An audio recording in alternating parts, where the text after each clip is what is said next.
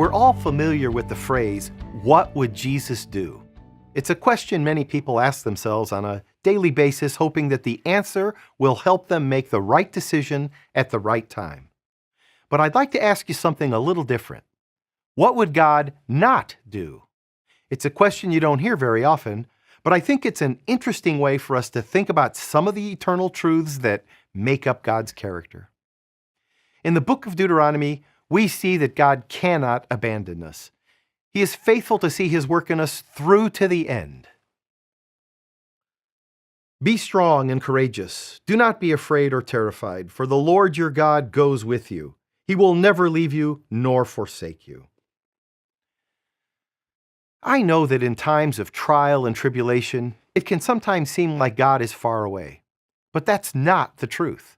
God has promised to never forsake us. In the Psalms, we see that God cannot break His covenant with His beloved people. I will not violate my covenant or alter what my lips have uttered. A covenant is an agreement between two parties.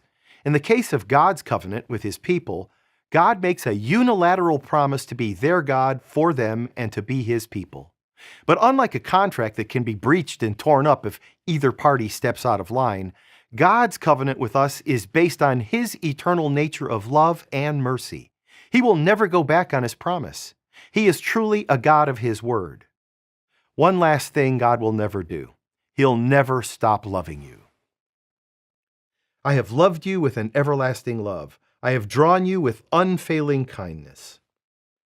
Our triune God's love and kindness are unfailing. His covenant of mercy is unending, and He has promised to never forsake us. I'm glad I was reminded of these eternal truths.